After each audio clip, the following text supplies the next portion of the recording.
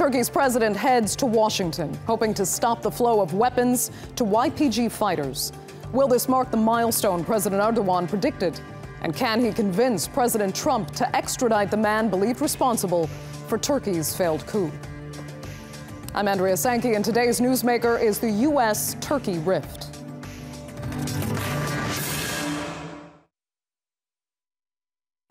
If there are two breaking points between Washington and Ankara, they're this. The White House is arming fighters in Syria that Turkey considers terrorists.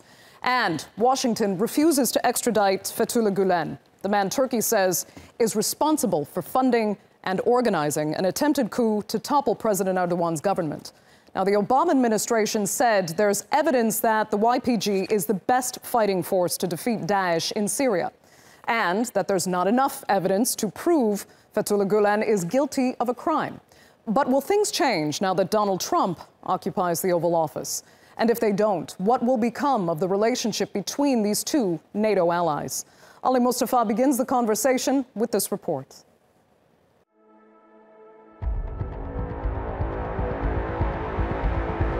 A terror group in northern Syria, which has become a critical pawn in the fight against Daesh. The PKK-affiliated YPG. It was once outlawed by Washington, but now the PKK-YPG is a key US ally, and Ankara isn't happy. The US says the YPG is the only group capable of defeating Daesh in its de facto capital of Raqqa. We're keenly aware of the security concerns of our coalition partners in Turkey. We want to reassure the people and the government of Turkey that the U.S. is committed to preventing additional security risks and protecting our NATO ally. The YPG swept through northern Syria last year on the back of U.S. air power. It captured and occupied Arab-majority towns on the pretext of fighting Daesh. So Turkey launched an offensive last August to stop the YPG's advance. But more US support is now causing even more anxiety in Ankara. YPG'ye verilen silah destekleri, ki bunlar ağır silahlar, sıradan silahlar değil. Bunların bütün belgeleri elde, bunu kendileri de kabul ediyor nitekim. Şimdi böyle bir durum var. Bu tabii bizim Amerika Birleşik Devletleri ile olan stratejik ilişkilerimize, stratejik mutabakatımıza ters düşen. In supporting the YPG, the US has found itself in unusual company. Reports suggest the YPG-dominated Syrian Democratic Forces plan to hand over ISIS-held Raqqa to groups aligned with the Syrian regime. If the reports are to be believed, the US may find itself allied with a group which is linked to Bashar al-Assad.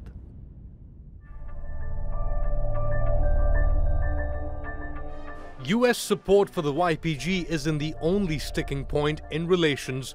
There's also Washington's sheltering of the shadowy figure Fethullah Gulen. To his followers, Gulen is the Imam of the universe. But for Turkey, the reclusive cleric who lives in the US state of Pennsylvania is the man responsible for one of the bloodiest events in recent Turkish history. 265 people were killed in a failed coup attempt on July 15. It happened as parts of the military turned against the state. Fethullah Gulen is now a major source of friction between Washington and Ankara. Turkey wants him extradited to face coup and terror-related charges. The US says Turkey hasn't provided any proof of Gulen's complicity. Gerek belgeler noktasında, gerekse atılacak adımlar ve bu şahsın, bu FETÖ terör örgütünün başının tabii bizim stratejik ortağımız olan Amerika'da barınıyor olması. Recep Tayyip Erdogan is hoping for a fresh start when he meets Donald Trump for the first time. But the distance in their respective positions regarding the YPG and Fethullah Gulen may prove too wide for the two leaders to bridge. Ali Mustafa, the Newsmakers. Well, I'm joined now by Jane Kander. She's a journalist for the pro-government newspaper, the Daily Sabah. and also a board member of the AK Party's Istanbul branch. And from Ankara, I'm joined by Güney Yıldız. He is a Turkish and Kurdish affairs analyst. Thanks both so much for joining us. Güney, let me begin with you. How does, better said, why does the United States really believe that arming the YPG, even at Turkey's expense, is the single best defense against Daesh in Syria? Well, Andrea, it's not necessarily the ideal choice for U.S. as well, but if you look at the options the United States have on the ground in Syria, the YPG has proved itself in the eyes of U.S. strategic the people who make strategic calculations on behalf of the U.S. government as the best choice to counter Daesh. If you look at other options, for example, Turkey-backed rebels who captured with the help of the Turkish army from an area from Jarablus to Elbab, the calculations on the side of the U.S. military is apparently that the capacity of U.S. pro-Turkey rebels is lower than the YPG. YPG took more ground from Daesh than any other actor, including Iraqi army or Syrian regime or Russians or others. But I think what the U.S. also believes is that there's the dichotomy between Turkey and the YPG isn't necessarily a real one. Some people believe that it's a false dichotomy, and they can continue working with the Turkish government as well as the YPG all at the same time. Okay, Jane, why is it a mistake for the U.S. to arm the YPG? And ultimately, what do you think will be the consequences? Well, I must agree with Güney that the Americans have calculated and they have come to the conclusion that the YPG is the best troops on the ground to combat Daesh. But the problem is that the YPG is openly affiliated with the PKK, and there's absolutely nobody who denies this affiliation. And in fact, the former ambassador to Syria, Ford, just stated a few days ago that there's a clear affiliation with them. Abdullah Öcalan's brother, Osman Öcalan, established the YPG. The PKK is a known terrorist group. It's recognized by the American government as a terrorist group. It's on the FTO. To work with a terrorist group, whether it's an affiliation or the terrorist group itself, to achieve a military aim is never a wise movement. Feeding arms and military weapons to this group, which is on the Turkish border, is a direct threat to Turkey's integral security. So, Jane, what does Turkey suggest then as an alternative to arming the YPG or SDF in order to defeat Daesh? What they have been suggesting over and over again is to work with the Free Syrian Army, to work with the other groups, which Turkey has been training, to help train them. But the United States says the Free Syrian Army includes groups that are far more dangerous, those also affiliated with al-Qaeda.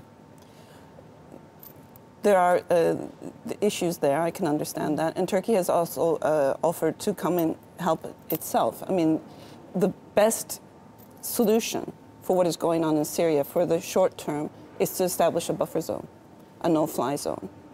And then for the groups, the interested parties, be it Russia, America, come up with a plan to work. But to arm terrorist groups of any sort, of any ilk, is not the right solution here. So, Güney, you admit it's kind of the U.S. seeing this as the least bad alternative, but tell me, how staunch is government and public support in the United States for this strategy to arm the YPG?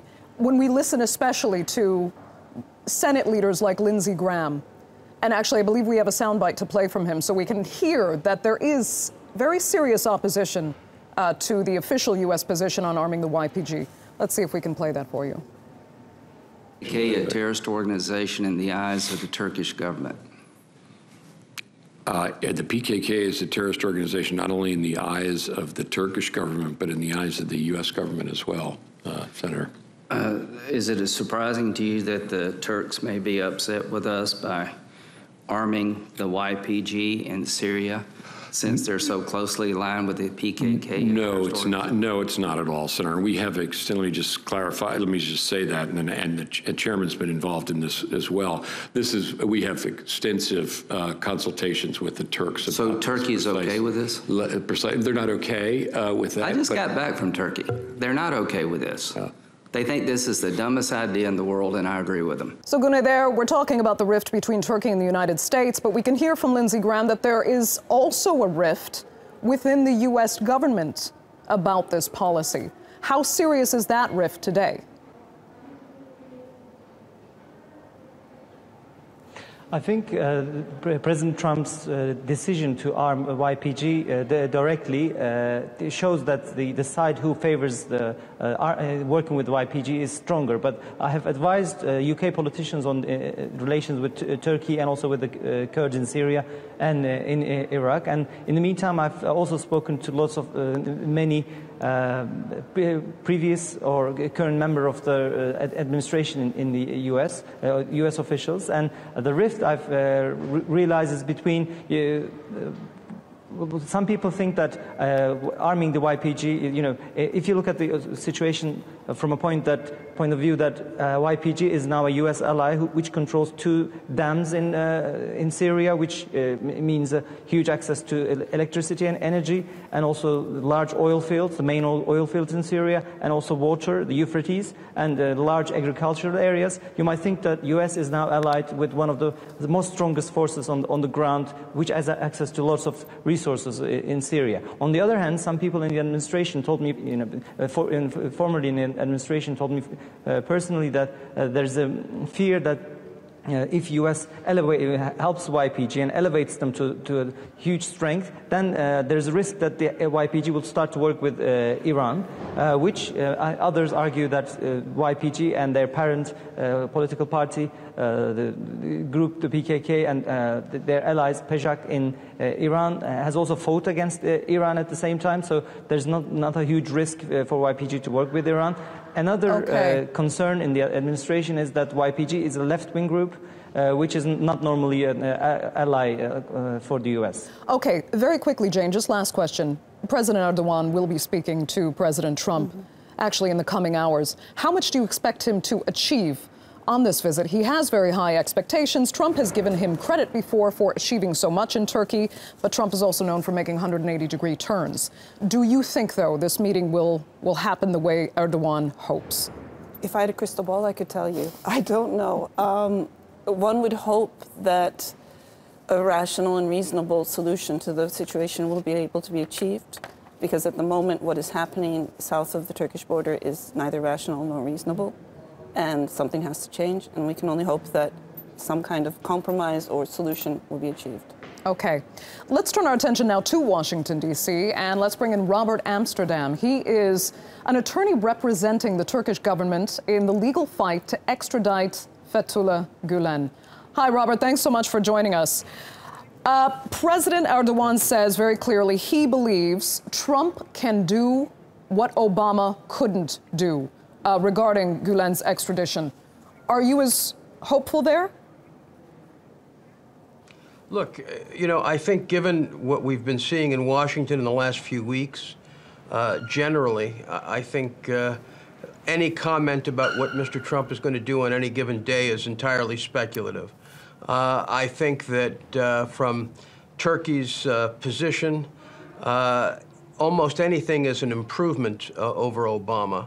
And, I want to be clear, the actual extradition issue with Mr. Gülen is a state-to-state issue. And certainly the Justice Minister, who's recently been here, has provided the United States with a tremendous amount of information, which is, I'm sure, quite compelling. So there is a possibility for a breakthrough, but again, it's going to be up to the Trump administration. Help us understand, Robert, how sensitive might the U.S. public itself be to his extradition? Sometimes you get the feeling that there may be some upset in the immediate aftermath, that they feel proper procedures weren't followed, even if they're not very familiar with the case. The U.S. public has said they don't want their justice system undermined. But do you think this man has enough public support in the United States for that kind of protest to linger? Or if he were extradited, could it be forgotten relatively soon? The United States will not depart from the due process obligations in respect to Mr. Gülen. Turkey can hope that that process will begin, and that process, which is involving court hearings, has not begun. Mr. Gulen is unknown in the United States largely. His charter schools are well known, but hide the fact that Mr. Gulen is behind them.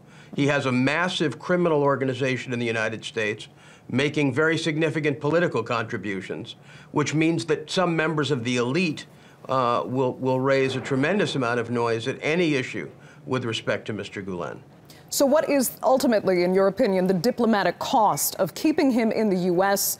and protecting him in the eyes of Turkey? Well, firstly, there's a cost to American taxpayers, because the Gulen organization is stealing about $100 million a year. And that's a number, by the way, that we feel pretty comfortable with and that we can prove. So that's cost number one. Cost number two, in terms of the Turkey relationship, is, I'm sure, significant.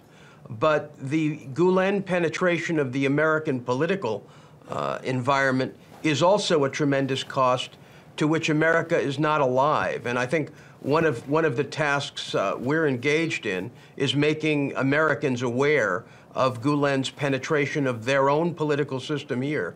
Gulen is a threat to the national security of the United States. And I think when that's perceived properly, I think the United States position on Gulen will change, because the other option to extradition is arrest for crimes committed in the United States. So tell us why, then, if you're presenting this case, as well as the evidence that Turkey says it's presented to merit his extradition to Turkey, why is the case still not strong enough? Well, I would disagree with that characterization. Certainly, the case seems very strong.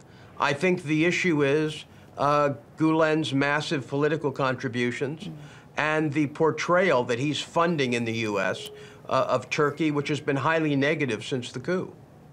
It's interesting. Jane, let me finish with you. I remember an AK Party member telling me, one of your colleagues, that we understand the U.S. justice system has its processes, she said, but we also know this is about politics, and that diplomatically there is a right and a wrong thing to do, and the U.S. should do the right thing. Why do you think that's not happening here?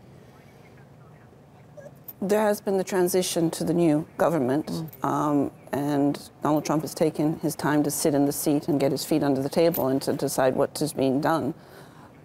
We can only hope that in these talks that will be happening as we speak or in the next hour or so, that this will come up and that the American government will decide to do the right thing and that the due process will begin. Nobody in Turkey wants the due process to be hijacked or eliminated in any way whatsoever. We want the due process to begin, and if the evidence, which is strong, is found to be as strong as we know it to be, then we'd like to see justice be served.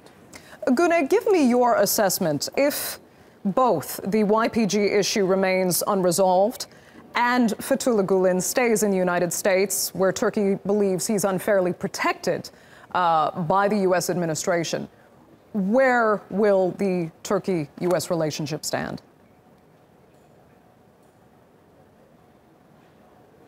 Well, I believe Turkey needs Washington, Ankara needs Washington as much as Washington needs Turkey at the moment, and both sides will see no benefit to, to have more tension between them. And I believe there is also room for the U.S. administration to use both YPG and Fethullah Gulen issue as leverage against Turkey. And we might maybe see down the line a point where U.S. can decide on, make a decision against Fethullah Gulen in order to get Turkey's approval to support operation with YPG. I believe the situation is not political, will not be political, the Fethullah Gulen issue, until the court case is concluded in the U.S. If the court case is concluded against Fethullah Gulen, then the president and administration will have a chance to extradite him or prevent his extradition. But up until that point, I think it's strictly legal, and Turkey's case will be stronger if the court cases in Turkey against Fethullah Gulen organization is concluded sooner, and that decision could be conveyed to U.S. and used to strengthen the case in U.S. courts. Robert, I'll let you kind of sum up then the Gulen issue here for us. Do you envision, is there a timeline for some kind of resolution on this matter? Look, I believe there is, because the evidence in respect to Gülen's criminal activity globally is starting to grow. So my view would be that there will be, in the United States, actions that are going to go on in the next 6 months that will change the basic atmosphere around Gülen. So I see a lot of changes occurring in the next 6 months, which will, I think, inure to the benefit of Turkey's position in these diplomatic negotiations. Okay, so there may be an end game in sight, Jane, for the Gülen issue, but on the YPG issue, if Turkey and the United States can't get on the same page, re-strategy in Syria here, what happens? First of all, will Daesh be defeated? And ultimately, will the Kurds get what Turkey thinks they're looking for, being an autonomous state in the north of Syria? I think it's a mistake, first of all, to equate the PKK with the Kurds. The PKK only represents... I'm sorry, the YPG. Yes, the YPG, sorry, yes. Or the YPG with the Kurds. They only represent a small minority of the Kurds. Okay. And there are many Kurds in the southeast of Turkey who don't want what the PKK or the YPG wants. They don't speak for the Kurds. And this must be remembered that the YPG has taken over Arab villages and they've driven people from their homes. So there needs to be a solution as soon as possible which will respect the people who live in the region, their beliefs, their culture, and will allow people to go back to their homes as soon as possible. Okay, then Güney, let me put that to you. If there is not a resolution, if the United States continues to arm the YPG, what ultimately happens? Well, first of all, the United States has to decide what kind of an administration will be in place north of Raqqa. Will it be a geographical federation, or would it be how it will be linked to the existing state administration in Syria?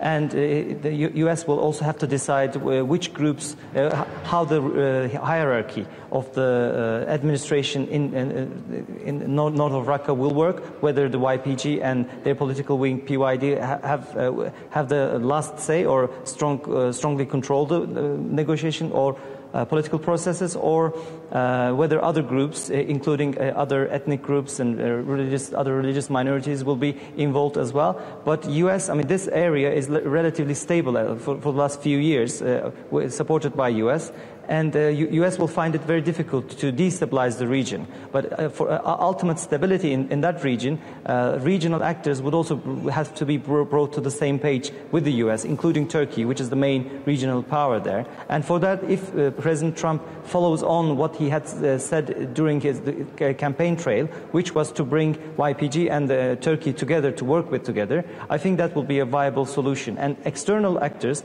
could play, when there's a conflict, a regional conflict, external actors could play a role in bringing the actors, the fighting groups together, if they put enough pressure on both sides. Otherwise, external actors could also play a role in further dividing these actors. So I think the best solution would be to put pressure on each conflicting actor to change their attitudes towards each other and find a common ground. Okay.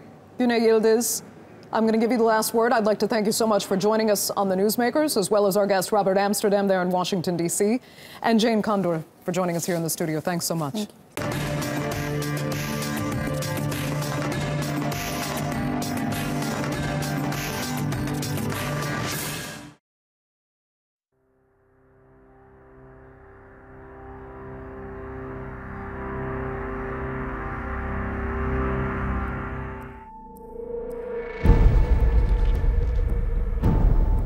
These are the latest casualties in India's longest-running insurgency.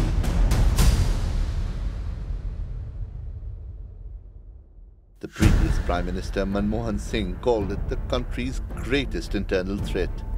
Maoist rebels fighting the state for the rights of local people.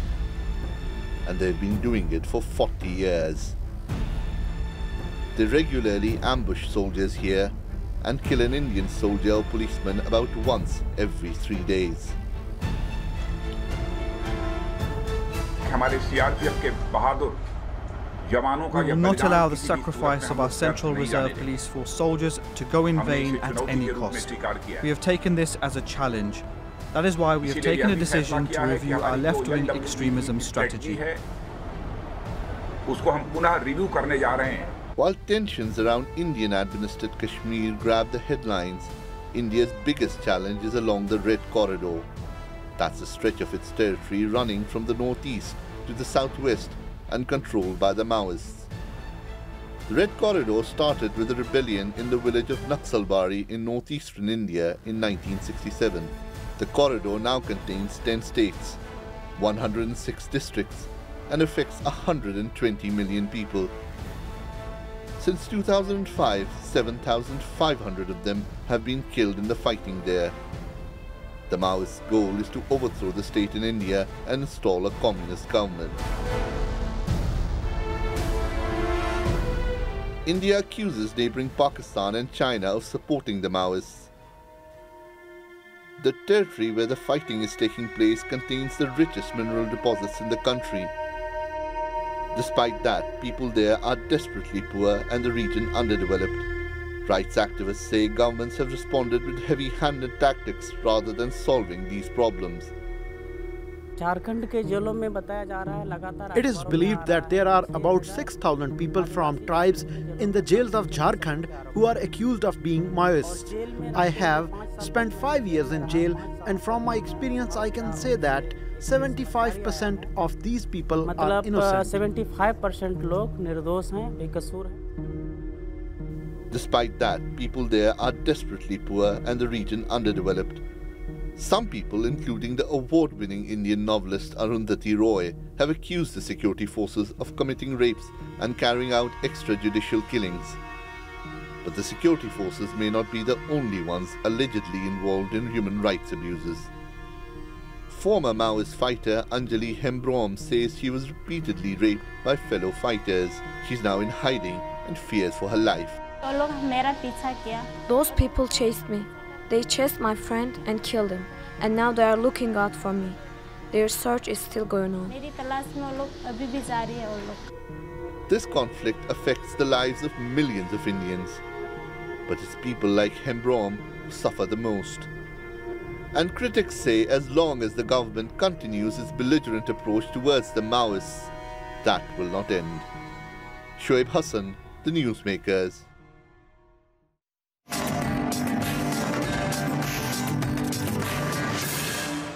All this week, we're taking an in-depth look at issues within Jordan.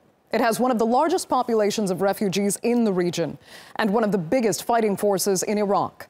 But making its mark on the international stage also potentially exposes it as a target for terrorists. Daesh is expanding on Jordanian borders. Car bombs and suicide attacks are a common occurrence.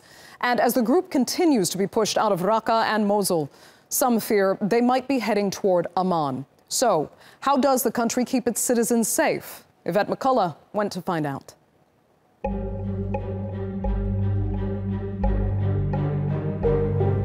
Keeping watch over the gateway between Jordan and its warring neighbour.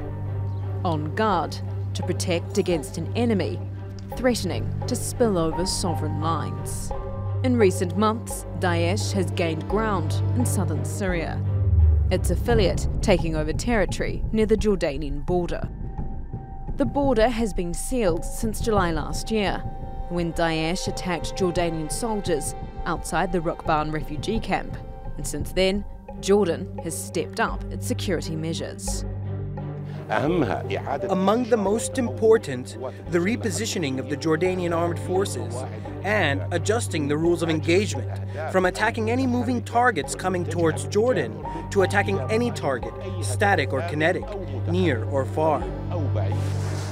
Jordan is part of the US-led coalition fighting Daesh in Syria, and there's been speculation that with the threat creeping closer, Jordan and the US may engage in active ground combat. The American model, the British model, for example, there are some specific operations, special force operations against certain targets. So I don't think that Jordan is excluding this option. Actually, it's on the table. I don't believe Jordan will slip into open warfare in which Jordanian forces enter deep into Syrian territory. I believe they pose a limited threat, even though they are the closest geographically.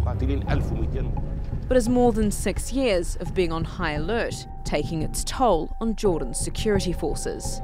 And will Daesh look to exploit that?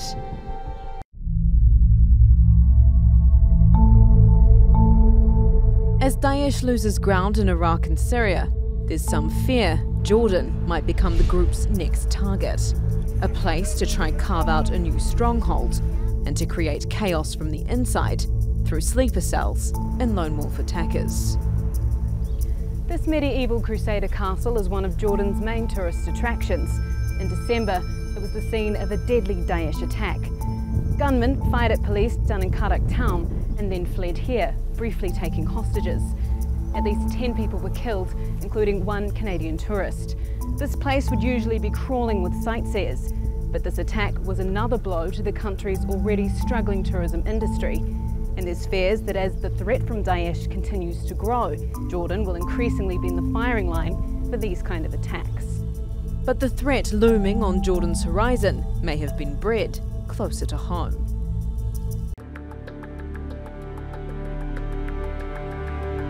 Jordan has the highest number of fighters in Iraq and Syria per capita, thought to be at least 2,500. The US Congress estimates it's more like 4,000. Islamic groups expert Hassan Abu Haniyeh says there are different levels of those who leave to fight. Some of them follow an ideology, meaning they adhere to the Salafi jihadi movement. However, some of a very young age were affected by the propaganda. At the beginning, they left to fight thinking they were fighting for justice against a regime killing its people. But these jihadi groups brainwashed them. But for many, the decision to go and to support groups like Daesh is driven by a desire to rebel and escape. There are a variety of reasons, including the bad economic situation, as well as the blocked avenues to political change, and as a result, violence is the only option to express their desire for change. But this sentiment is also shared by some who stayed behind. Support for Daesh has been displayed openly in places like Ma'an, but the government has been increasingly cracking down on anyone expressing Daesh sympathies, and it has imprisoned fighters that have come home. We know that in the Arab world, the prisons graduated all of these jihadis, and thus the cycle of violence continues. So we need to find a more flexible and transparent way to deal with the prisoners. Amir Sabaleh says that without a proper plan of de-radicalization, together with social reforms, this trend will continue. You cannot, at the end, keep depriving many youth from participating in building their future, and then you question why they became radical. As Jordan tries to deal with its internal threats, at the border, it's also being forced to look to the approaching battle and what happens after Raqqa. Will Daesh retreat and move further south to regroup? And will Jordan be at risk of bearing the brunt of Daesh's backlash? Yvette McCullough in Amman for the Newsmakers. To further discuss Jordan's security issues, we're joined from Amman by journalist and political analyst Daoud Kuttab, and from Lancaster, England, Simon Mabin, a lecturer in international relations at Lancaster University. Thanks both so much for joining us. Daoud, let me start with you. You're in Amman. How much do you think Jordan is actually in danger of becoming a primary Daesh battleground, given that mention there of lone wolf attacks and sleeper cells believed to be in Jordan? I think there are two areas that Jordan has an Achilles heel. One is the borders. If the retreating Daesh militants come close to the Jordanian border, they might make life of civilians on the Jordanian side difficult if they start bombing or shelling the area. And the second, as you mentioned, the sleeper cells or some individual lone wolves who might carry out an operation here and there. But I don't think it's a strategic problem. I think it's a problem that Jordan is being very careful to avoid. They've really revved up their security at most malls and most public locations, and their intelligence service is usually very good, and normally they can detect some of the groups individuals before they do the actions. But that will not protect them from every single possible lone wolf attack. Okay, Simon, before I ask for your response, I wanted to listen to something Brigadier General Sami Kafawin, who is the commander of the Jordan Border Guards Forces, had to say. We know that there are some Daesh people or ISIS people inside the camp. As I said, they consider it as a safe haven for them. They're trying to control and to create some cells inside the camp. We are sure that they have almost the whole weapon systems. They can use it inside the camp. Simon, of course, by the camp, he means the various refugee camps throughout Jordan that more and more Jordanians seem to be viewing as a threat to Jordanian stability. Do you think the general there is acknowledging the severity of the threat of Daesh in Jordan, or do they maybe feel it's being slightly exaggerated? I think what he's doing is acknowledging that there is the potential for there to be a threat. And I think we've got to look at this idea of a threat in a number of different ways. A threat to whom and a threat from what? If we think about what the sheer number of refugees in Jordan is, you've got around 630,000 officially recognized refugees in Jordan. But then you've actually got probably around 800,000 more individuals that are unrecognized, not officially counted. And I think that obviously within that number, there are going to be a smaller number, a much smaller number that sympathize with Daesh or that are perhaps Daesh agents, if you will. But that number is far, far smaller than the 1.4 million people that have fled the fight and that have been forced from their homes. And they're facing a serious threat, a serious threat to their survival amidst seriously precarious conditions. This sense of instability and uncertainty that refugees are living in across the region. So, Daoud, you think the government is doing the best job it can, but what about those refugee camps? Are they being monitored? Are there enough resources to police them and monitor them properly in Jordan? Well, I mean, only 20% of the Syrian refugees, the 1.4 million that your guest alluded to, live in these refugee camps. And there's also a number of refugee camps on the Syrian side of the borders, which have also become a safe haven for some of the Daesh militants and the Nusra militants. So it's not clear what refugee camps he's talking about, but they do try to keep a close lid on these camps. Again, the problem is not necessarily from the camp, but from either cross-border shelling or lone wolves that might be free at large, or 80% of the population lives outside of the camps. Simon, let me ask you, also mentioned in that report are the issues involving the economy, the struggling economy, actually, in Jordan. How much do you think it's fueling extremism and the potential for vulnerability and more attacks? I think if you look at extremism and vulnerability across the world, you see that economic issues are a really important factor. Not always, of course, but often they are a really important factor, because that leads to all kinds of questions about survival, about meeting basic needs, and about making sure that yourself and your family can live and continue to live. And if the Jordanian economy is starting to stagnate and tourist numbers are dropping because of the perceived threat, as you've alluded to in your report, then there are some serious worries for people. And if there are those worries, then more and more people are starting to be seduced by the Daesh ideology that's starting to creep in. But I think that the Jordanian case is actually quite a robust case. It's been a real center of stability at the heart of a region that's been in flux. And I think that sense of stability will continue. I think that the Jordanian state is a stable state. And while we're talking about some interesting issues, I think we've got to be careful not to try and make a huge issue out of this right now, because there are other ways that the Jordanian state can deal with it, as we've seen with the way that they've dealt with the returning foreign fighters. And I'd hope that the regime would also try and address these economic issues, because there are other factors at play that can be addressed to try and resolve the threat posed by groups like Daesh. Well, then let's talk about, Dawood, if we can. Let's talk about the government itself, the Hashemite kingdom. Many did predict, especially during the Arab Spring, that the Hashemite kingdom would take a hit, that it was somehow an outdated monarchy that would also collapse in the fervor of the Arab Spring across the Middle East. It didn't. It survived.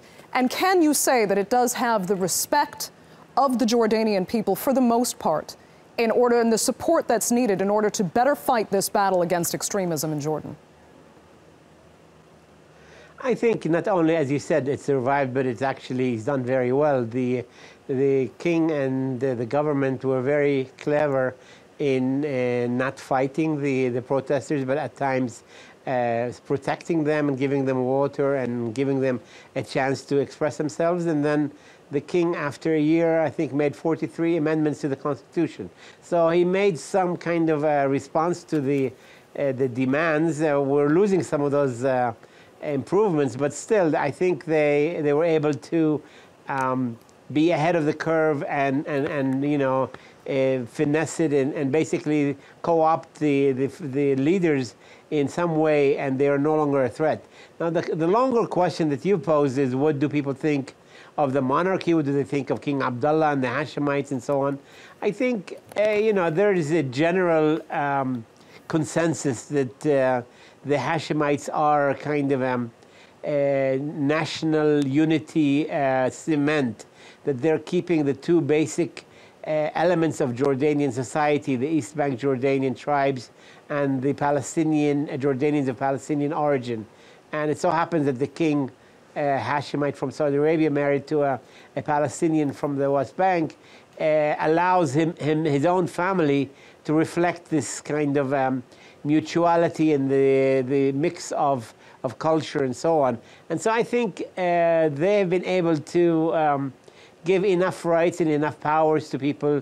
And because the problems of the nearby republics in which people have seen Syria hand over power to their son, and we've seen Egypt implode, and we've seen other countries not do very well, people say, you know, we're blessed with this country and this leadership, and so people are not in the mood to kind of rock the boat, if you will.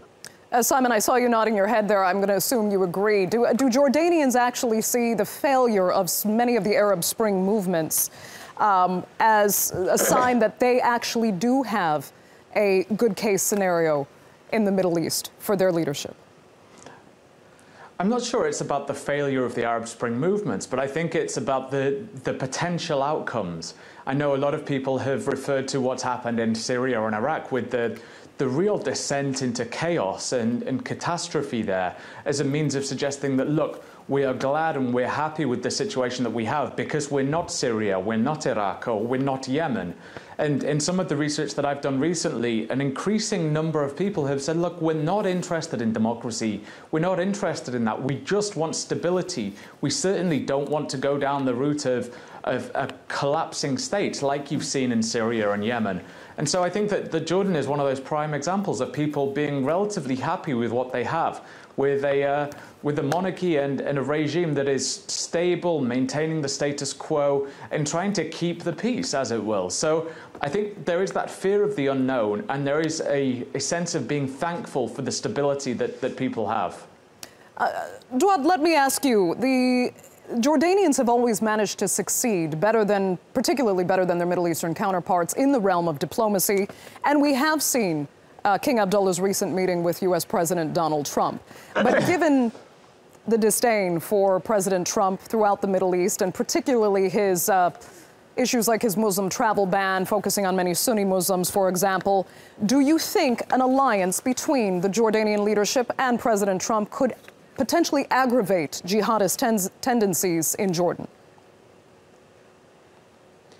Well, any kind of alliance between Jordan and the U.S. Aggravates the tendencies. I don't think whether it's Trump or not Trump. I think the key issue, though, is the Middle East conflict, the issue of Syria, the Palestinian-Israeli conflict. These are the issues that, and of course the economy. These are the issues that are in the heart of Jordanians, and the jihadists are not going to be happy no matter what, whoever is in the White House. I think Jordan is a clear U.S. ally with very strong relations with both Democrats and Republicans in America. So I don't think that being supportive of Trump or not is going to make any difference to the jihadists. They're against anybody working with Americans. So I think on that level, they're not going to be able to sway around. There is a lot of efforts to fight against the extremist thoughts, because it's not just the extremist members, but there's a lot of ideology that's being spread around, and there's a lot of need to uproot a lot of the extremism that is in the minds of some people, which are fed by the Daesh and other groups. But it's quite scary how some people think, sometimes they don't want to say Merry Christmas to their Christian neighbors, or they have some really weird thoughts and ideas about how to treat women and so on. So that is worrisome to some, but there's a lot of effort now to try to deal with this through the mosque, through the Waqf, through television, through media, through universities, through working with young people, trying to understand them and respond to them. But of course, the economy, if it doesn't do well, if people feel disenfranchised politically, if people feel that their government is not doing what they want, and if they see the peace process in Palestine totally collapsing again, I think that would be the kind of things that help the Daesh to recruit their members. Okay, Simon, just a minute left. Quick final words. Yeah, I think that's really important. The other thing that we should remember is that this isn't the first time that Jordan has experienced some kind of political, jihadist, Salafist instability. In the previous decade, you saw threats from Al-Qaeda and groups like that, and Jordan has learned its lesson from that. But I think what's paramount for the Jordanian kingdom is to actually resolve its economic issues. If it can build on the economy, continue that small degree of growth, and maintain this sort of more positive system of governance that's happening, then we can actually say that the Jordanian kingdom has done well and has managed to circumvent this serious threat posed by Daesh. Okay, Simon, we'll leave it there. Thank you so much for joining us from Lancaster, and Daoud Kutab joining us there from Amman. Thank you so much for being on the Newsmakers. Thanks. You're welcome.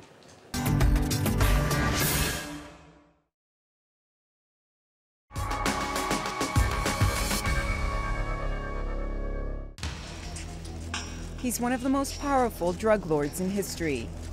Joaquin El Chapo Guzman spent decades as the leader of Mexico's Sinaloa cartel, growing it into one of the largest drug operations in the world. An ascent that left the globe awash in drugs and Mexico mirrored in bloodshed.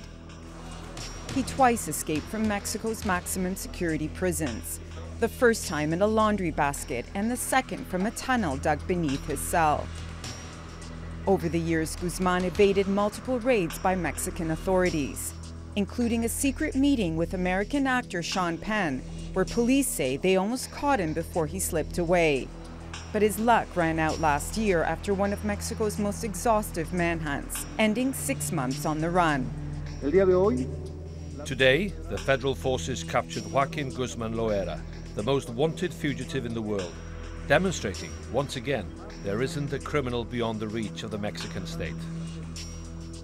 El Chapo is currently being held in a maximum security prison in New York after being extradited in January. The extradited person has various cases pending. For the Mexican government, there are 10 cases for different crimes, which include drug crimes, organized crimes, money laundering, and others. Guzman grew up in extreme poverty in the Mexican state of Sinaloa, before climbing through the ranks within the Sinaloa cartel to become its kingpin. The Sinaloa cartel is one of the major drug traffickers supplying the U.S.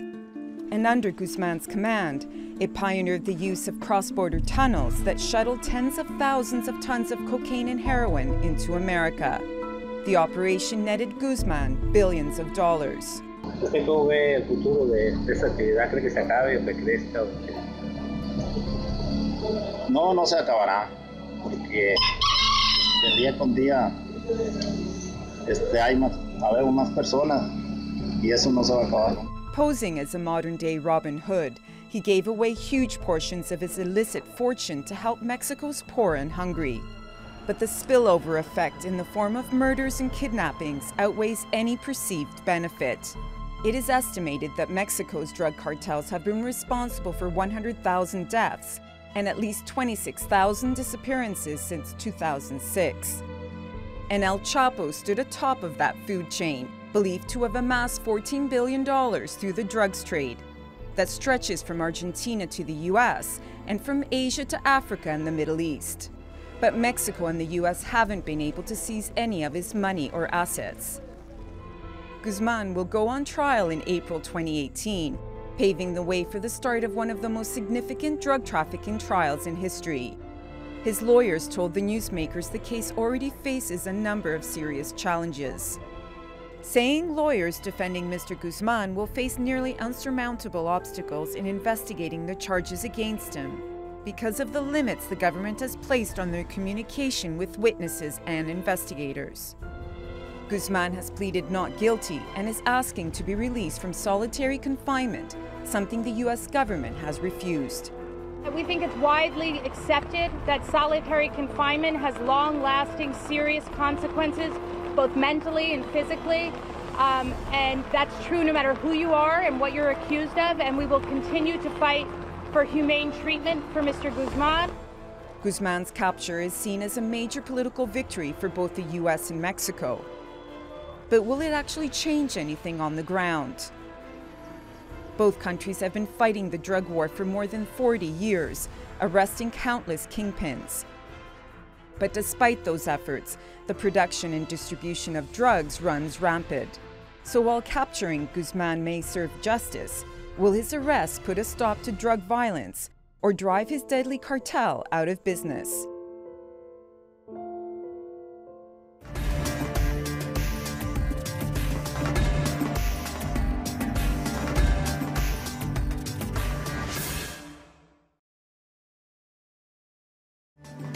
Next time on the Newsmakers, it's deadlier than Yemen and Afghanistan combined. Mexico's war on drugs is killing people faster than any conflict outside Syria. Is the president doing enough to stop the cartels? That's all for this edition of the Newsmakers with me, Andrea Sankey. Thanks for watching. Goodbye.